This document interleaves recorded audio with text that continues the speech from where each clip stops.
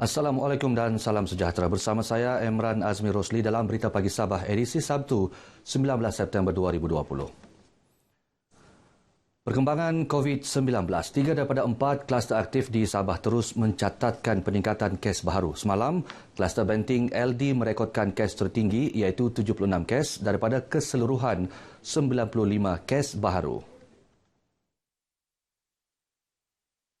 Menurut Ketua Pengarah Kesihatan Tan Sri Dr. Nur Hisham Abdullah, kes baharu melibatkan 91 penularan tempatan dan 4 kes import.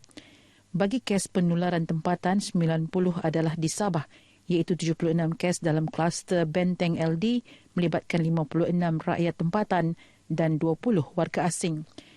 Manakala 4 kes termasuk 1 warga asing daripada kluster pulau, 3 kes kluster selamat dan 3 kes jangkitan pernafasan akut teruk. Sari termasuk seorang warga asing di Hospital Lahad Datu. 2 lagi kes adalah saringan bergejala di Hospital Tawau serta masing-masing 1 kes saringan kematian warga asing di Hospital Sempurna, kematian ke-129 dan kes saringan kontak rapat kepada kematian ke-129. Sabah mencatat 91 kes baru semalam menjadikan jumlah kumulatif COVID-19 di Sabah kini 1,036 kes. Angka korban akibat COVID-19 di Sabah kini 9 orang. Kawasan Keselamatan Khas Pantai Timur Sabah Eskom mengaktifkan Op Cegah Pati OCP khas bermula semalam membabitkan 3 daerah dalam zon Selamat Timur Sabah Zone bagi mengekang penularan COVID-19. Fasa pertama pelaksanaan OCP membabitkan daerah Sempurna, Kunak dan Lahad Datu sehingga 30 September ini. Menurut kenyataan Komander Eskom Datuk Ahmad Fuad Othman di Lahad Datu, operasi ini merupakan sebahagian langkah proaktif yang dilaksanakan Eskom bagi mencegah penyusupan masuk pendatang haram yang berkemungkinan dijangkiti COVID-19 dan boleh menyebabkan kluster jangkitan. Dalam pada itu, Datuk Ahmad Fuad berkata OCP khas akan dilaksanakan di kawasan yang dikenal pasti sebagai titik pendaratan bagi pendatang haram sekaligus mengekang jenayah rentas sempadan termasuk kumpulan penculikan untuk wang tebusan. OCP khas berkenaan dilaksanakan bersama Angkatan Tentera Malaysia, Polis Diraja Malaysia, Agensi Penguatkuasaan Maritim Malaysia dan dibantu Jabatan Kesihatan, Jabatan Imigresen dan Jabatan Kastam Diraja Malaysia. Rakyat di negeri ini dinasihat untuk tidak memandang ringan kewujudan kluster-kluster tempatan wabak COVID-19, sebaliknya mengambil iktibar daripada negara-negara yang dilanda gelombang kedua wabak berkenaan. Ketua Setiausaha Kementerian Komunikasi dan Multimedia KKMM Datuk Suryani Datuk Ahmad berkata, usaha itu penting kerana perjuangan untuk menang masih perlu diteruskan bagi memutuskan rantaian COVID-19. Jelasnya, tren melakukan fist bump atau menggenggam dan melagakan tangan juga perlu dielakkan untuk mengurangkan risiko jangkitan.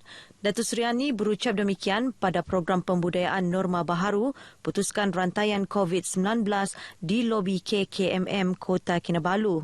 Turut hadir Pengarah Jabatan Penyiaran Sabah Nur Ain Haji Bakir. Sementara itu mengulas mengenai gerbang Sabah yang dilancarkan Perdana Menteri Tan Sri Muhyiddin Yassin kemarin, Datuk Suryani berkata ia membuktikan kerajaan persekutuan sedar kepentingan peluasan capaian jalur lebar yang menjadi titik keperluan kritikal dan mendesak, khususnya berdepan dengan pandemik COVID-19.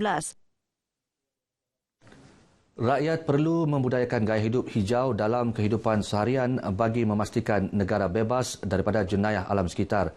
Ini kerana di peringkat global, Pertubuhan Bangsa-Bangsa Bersatu PBB mengklasifikasikan jenayah alam sekitar sebagai jenayah terancang keempat terbesar selepas dadah, pengubahan wang haram dan pemerdagangan manusia. Menurut Timbalan Menteri Alam Sekitar dan Air, Datuk Dr. Ahmad Mazrizal Muhammad, kesedaran tinggi masyarakat menjaga kelestarian alam sekitar bukan sahaja menangani isu pencemaran, malah mengurangkan ketegasan penguatkuasaan terhadap penjagaan dan pemantauan alam sekitar. Semua rakyat, tanpa mengira kaum, tanpa mengira bangsa, tanpa mengira umur, yang penting ialah kita perlu harus memastikan amalan gaya hidup hijau itu diperbanyakkan dalam diri kita, diperbanyakkan dalam keluarga kita dan diperbanyakkan dalam komuniti kita dan akhirnya membentuk satu negara yang memiliki budaya hidup hijau yang kita inginkan. Beliau ditemui pemberita RTM selepas merasmikan sambutan Hari Malaysia 2020 bersama agensi Kementerian Alam Sekitar dan Air di Kampung Likas, Kota Kinabalu. Pengundi bagi PRU DUN Sabah ke-16 disaran agar menolak unsur-unsur negatif yang dibawa sesetengah parti, terutama yang menyentuh hubungan baik di antara Sabah, Sarawak dan juga Semenanjung. Hal itu disuarakan calon Perikatan Nasional di DUN 68 APAS Datuk Nizam Abu Bakar Titingan berikutan terdapat beberapa parti yang bertanding menggunakan slogan Sabah hanya untuk Sabahan. Sekiranya ada parti-parti yang membawa konsep Sabah untuk rakyat Sabah ini sebenarnya adalah satu politik yang ke belakang. Ia tidak lagi relevan pada masa ini. Kerana hari ini kita sebagai pemimpin parti politik yang bertanggungjawab mesti membawa satu sistem politik yang maju ke hadapan. Beliau berkata demikian ketika berucap di program Ramah Mesra bersama pengundi di Taman Sri Apas, Tawau. Pembabitan e-sports dalam kalangan belia harus disokong sepenuhnya dalam usaha melahirkan lebih ramai bakat di daerah ini. Bagi calon Barisan Nasional BN DUN N24 Tanjung Keramat, Insinyur Syahelmi Yahya, sudah sampai waktunya golongan belia yang meminati bidang ini dibimbing secara tuntas. Syahelmi berpendapat permainan video melalui telefon seperti PUBG, FIFA Online serta lain-lain mampu memberi impak positif selain mengelak terjebak dengan masalah sosial yang lain. Malah apa yang dipanggil e-sport, ya, e-sport ni memang sudah popular di kalangan mereka. Cuma mungkin limit yang mereka ada dari segi akses kepada jalur lebar. Jadi itu mungkin akan menjadi satu daripada aku janji kita. Beliau merasmikan acara PUBG Mobile Online Tournaments anjuran Persatuan Belia Kampung di Kampung Sri Pandan, Putatan. Kejohanan disertai lebih 150 peserta. Pengalaman lepas di bawah kerajaan terdahulu perlu dijadikan penanda aras dalam menjalankan pengundian 26 September ini. Ahli Majlis Tertinggi UMNO Datuk Seri Abdul Rahman Muhammad berkata, ia bagi membolehkan lanskap politik Sabah di bawah kepimpinan kerajaan terdahulu diubah dengan pembentukan kerajaan baharu yang lebih seiring dengan kerajaan persekutuan. Beliau turut percaya BN Sabah boleh mencapai kemenangan dengan majoriti tinggi berdasarkan rekod kemenangan BN yang tidak dijangka ketika bertanding pada pilihan raya kecil PRK Tanjung Piai November lalu. Kenapa berlakunya pilihan raya tidak sampai pun 2 tahun? Ini menunjukkan sebuah kerajaan yang gagal apabila berlakunya pilihan raya tak sampai 2 tahun. Maka apabila kegagalan ini, rakyat di negeri Sabah ini sepatutnya melihat perkara yang perlu dilakukan, khususnya pada pilihan raya ini. Beliau menghadiri majlis perjumpaan khas bersama calon BN Datuk Johari Haji Janan di Mini Dewan Kampung Entelibon asal Tongot.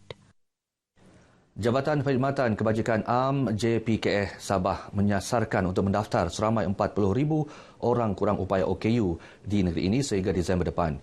Sehingga kini seramai 37,000 OKU berjaya didaftarkan di bawah JPKE secara sukarela selain melalui perkhidmatan kaunter yang dibuka di kawasan luar bandar di negeri ini.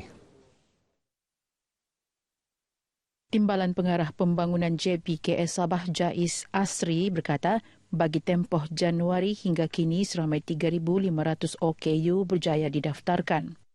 Dan sebenarnya masih ramai lagi OKU di luar sana yang belum mendaftar dan kita ingin bawa mereka ke tengah dengan mendaftarkan mereka sebagai klien kita dan memiliki kad. Beliau ditemui RTM dalam program kempen pendaftaran bersepadu orang kurang upaya OKU bagi daerah Beluran di Dewan Kelab Belia Beluran. Sementara itu, penolong pengarah kanan JPKE Sabah, Ali Hassan Kahar memberitahu pihaknya merekodkan lebih 5,000 pesakit terlantar berdaftar dengan JPKE. Daripada jumlah itu, setiap daerah di negeri ini merekodkan 80 hingga 120 pesakit dengan lingkungan usia antara 60 hingga 80 tahun. Guru Zakat Sekolah Agama Negeri SAN Pulau Bumbum Semporna Rosmah Abdul Muiz menerima anugerah khas Inspirasi Wanita.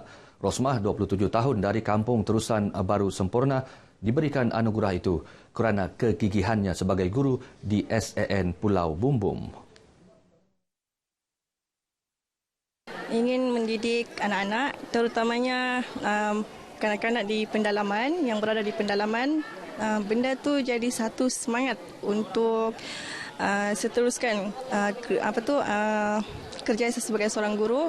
Rosmah dibayar sebanyak RM500 ketika mula berkhidmat pada tahun 2018 dan kini dibayar RM1,000.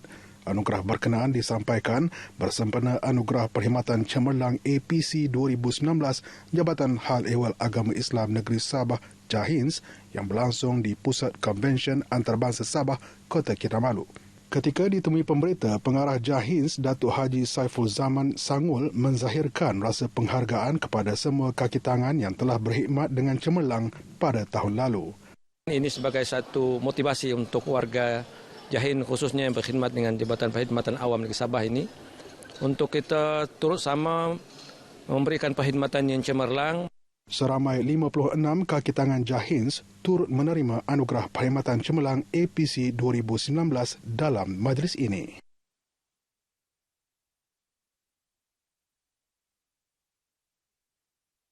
Saya Kurniawati binti Zulfatmi memilih pemimpin muda untuk mentakbir di kawasan saya. Saya Jaina binti Aris memilih muka baru.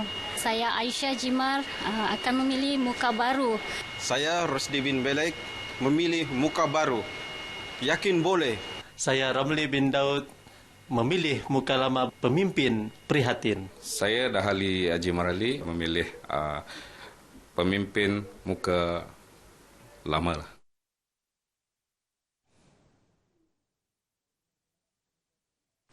Sekian berita pagi Sabah. Kepada semua pengundi di Sabah pada 26 September ini, tunaikanlah tanggungjawab anda sebagai pemilih. #BahUndi 2020. Tetapi jangan lupa, kita harus patuh kepada SOP, pandemik COVID-19 belum berakhir. Saya Emran Azmi Rosli, Assalamualaikum dan salam sejahtera.